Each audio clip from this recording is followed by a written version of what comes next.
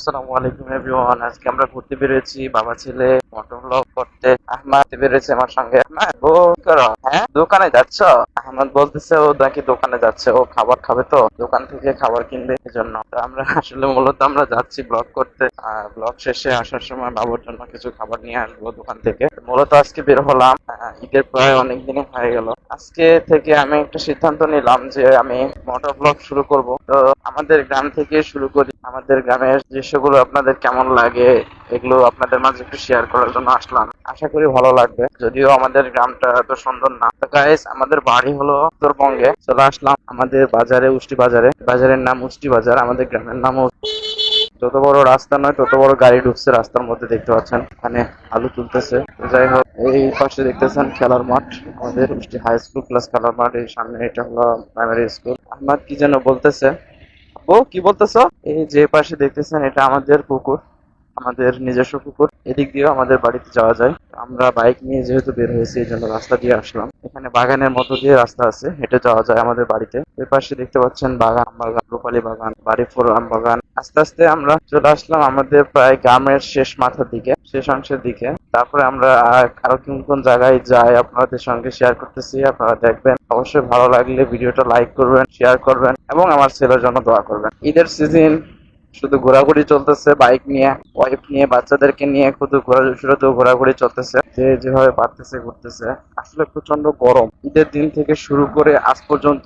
তাপমাত্রা এত বেশি যে শরীরে কাপড় ঠিক মতো রাখা যায় না। এমন একটা প্রচুর গরম, প্রচুর তাপমাত্রা। বলতে গেলে সকাল থেকে সন্ধ্যা পর্যন্ত তাপমাত্রা থাকে, সূর্যের তাপমাত্রা থাকে, এবং সন্ধ্যা থেকে রাত নামার পরও তাপমাত্রা কমে না। কারণ সারাদিনের রোদ্রে রাস্তাঘাট থেকে শুরু করে বাড়ি ঘর প্রচন্ড তাপ হয়ে থাকে, যেটা রাত্রেবেলা, যেহেতু রাত ছোট, রাত শেষ হতে না হতেই রাত শেষ হতে হতে সেটা ঠান্ডা হয়। সে কারণে ওয়েদারটা একদম 24 আওয়ার্স গরম বলাই চলে। সকাল হতে না হতেই আবার সূর্যের দেখা পাই, প্রচন্ড তাপ নিয়ে চলে আসে আমাদের মাঝে। তো আমাদের গ্রামের শেষে আমরা চলে আসলাম যে রাস্তার দিকে। রাস্তাটা অনেক ভালো লাগে, পরিবেশটা অনেক সুন্দর লাগে আমার কাছে। আপনাদের কাছে কেমন লাগে অবশ্যই জানাবেন। আব্বু, আমার বাবা চুপচাপ আছে, ওকে দেখতে পারতেছেন না, ও আমার সামনে বসে আছে। আমি সামনের দিকে একটু যেতে চাচ্ছি। সামনে যেটা দেখতে পাচ্ছেন এটা আরেকটা ছোট্ট একটা গ্রাম। গ্রামের নাম ভাট আয়াপুর।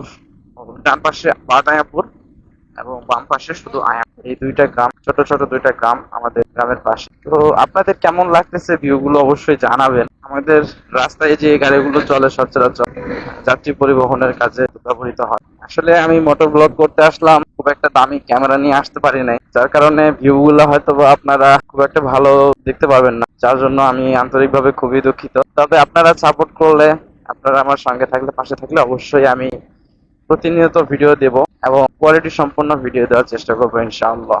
তো দেখতে দেখতে আমরা গ্রামের শেষ পর্যায়ে চলে আসলাম। কিছুক্ষণ আগে যে গ্রামের কথা বললাম, বাদায়াপুর এবং আয়াপুর। বাম পাশে আয়াপুর মাদ্রাসা, হাফিজিয়া মাদ্রাসা।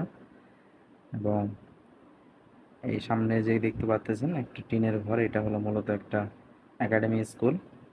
ডান পাশে এটা হলো বাদায়াপুর। গ্রামের শেষ মাথায় আমরা চলে এসেছি। এখন যে দুই পাশে আপনারা দুইটা ক্ষেত দেখতে পারতেছেন, দুই পাশে ধান ক্ষেত, রাস্তার দুই পাশে ধান ক্ষেত। এই দুই ধান ক্ষেত বর্ষাকালে একদম ডুবে থাকে পানিতে, যাকে বন্যা বলা হয়।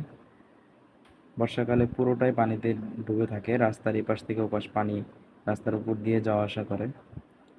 সে সময়টা কৃষকদের একটু কষ্ট হয় ধান আবাদ করার জন্য, বিভিন্ন ফসল ফলা দিয়ে আবাদ করার জন্য খুব কষ্ট হয়।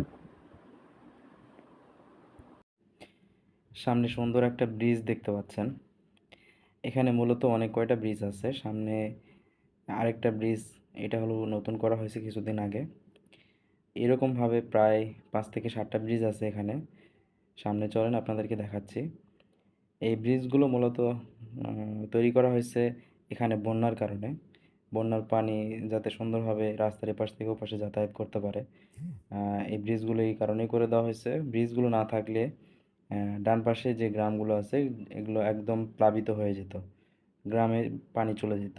এই কারণে সুন্দর সুন্দর ব্রিজগুলো করা হয়েছে। ব্রিজগুলোতে নতুন রং করা হয়েছে। রাস্তাটাও কিছুদিন আগে আপনার সংস্কার করা হয়েছে। সুন্দর কয়েকটা ব্রিজ। আহ, এই ব্রিজগুলোতে আপনার আশেপাশে গ্রামের লোকজন বিকেলবেলা এসে একটু সময় কাটায়, আড্ডা দেয়। এই পাশে বাম পাশে কিছু আম বাগান আছে, রূপালী আম বাগান আছে। এখানে আম আহ, প্রচুর পরিমাণে আম হয় আমাদের এলাকায়। আপনারা জানেন আমরা আমের রাজ্যে বাস করি। সাপাহার পত্নীতলা আমের রাজ্য, আমের জন্য বিখ্যাত বর্তমানে বাংলাদেশের মধ্যে। আমাদের এখান থেকে প্রচুর আম বাইরে চলে যায়, দেশে এই প্রান্ত থেকে ও প্রান্ত পর্যন্ত চলে যায়। সামনে যে ব্রিজটা দেখতে পাচ্ছেন এটা হলো মূলত সবচেয়ে বড় ব্রিজ আমাদের আহ, এই গ্রামের মধ্যে, আশেপাশে অত্র এলাকার মধ্যে সবচেয়ে বড় ব্রিজ এইটাই। এটা ছোট একটা খাল।